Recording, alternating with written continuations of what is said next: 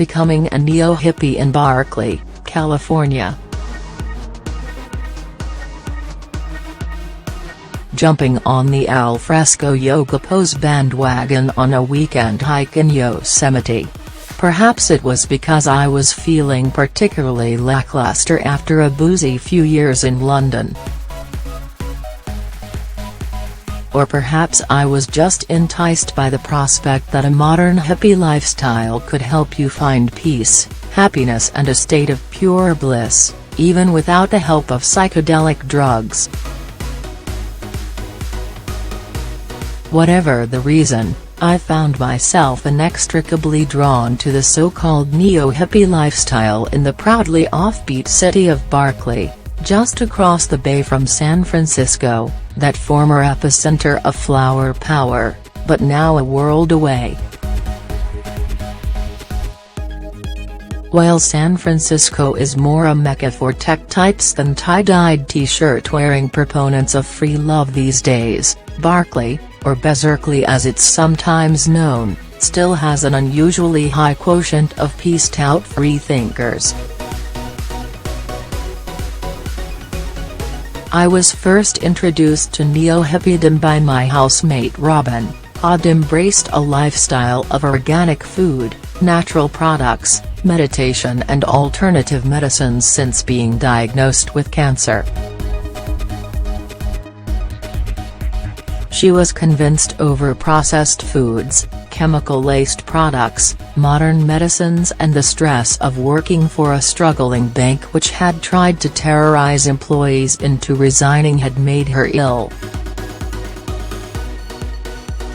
Like many in California, where medical marijuana is big business, shed down her prescribed THC tablets each evening and find the freedom from worry and pain that eluded her otherwise.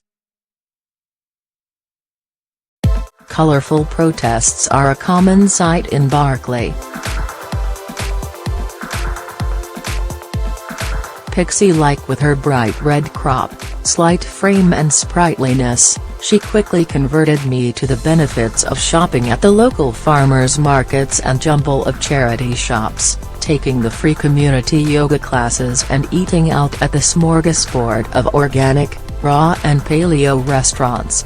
Before long I was trying to replicate the gluten-free plantain waffles with coconut yogurt I'd become addicted to at my favorite cafe and had traded anti-aging moisturizers for collagen-filled bone broth. Robin said she hadn't needed Botox since starting on it, and Friday night shenanigans for sweaty sessions on the yoga mat.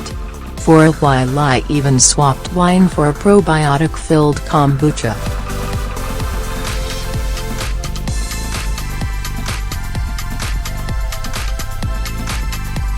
Although the health benefits diluted considerably after I discovered kombucha cocktails. Ecstatic to have landed in a place of seemingly eternal sunshine, I embraced the Californian outdoor lifestyle. Enjoyed long runs through the wooded hills that protect Berkeley from the big, bad conventional world beyond and spent weekends on hikes through the wilderness with the many others, mostly Silicon Valley sorts, in need of a natural antidote to the stress and stiff muscles that come from 40-plus hours a week behind a desk.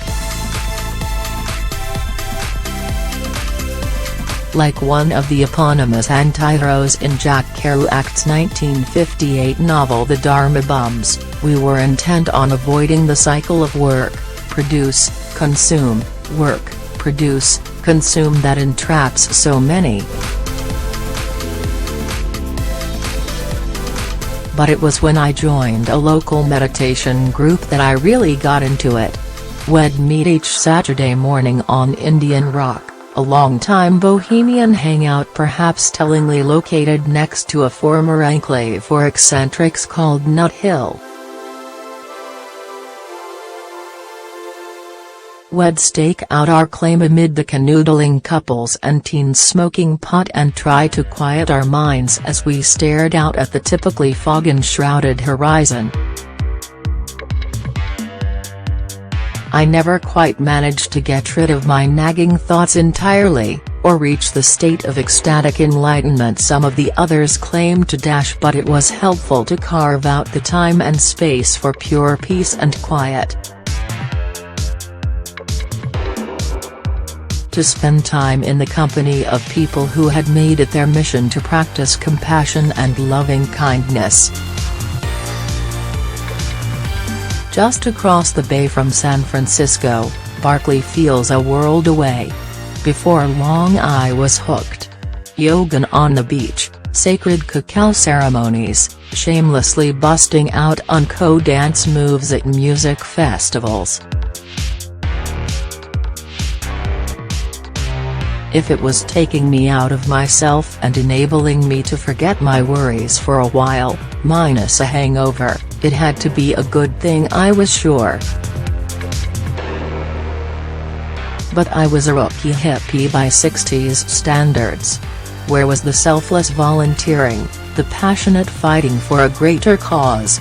Many Berkeley residents were far more active in this respect than I was. Megaphones, banners and police in riot gear are a regular sight in the city known as the birthplace of the free speech movement. In my time there, protests were staged on everything from the lack of safe space on the university campus for transgender and non-white students to Trump's election. The former saw students form a human chain to block whites from entering campus, while the latter prompted locals to storm the streets, firing flares, burning Trump caps and chanting "Not my president." But for better or for worse, I'm averse to confrontation, particularly if things might turn violent. And with precious little spare time, it takes all I have to keep myself on the straight and narrow. Now back in suburban Auckland, I'm missing the cast of colourful, health and socially conscious characters that made up Berkeley. The ready acceptance of the unusual as usual and that so-called alternative ways of living can bring us greater happiness.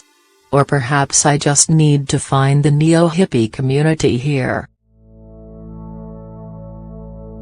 If anyone knows of a sacred cacao ceremony happening soon, hit me up.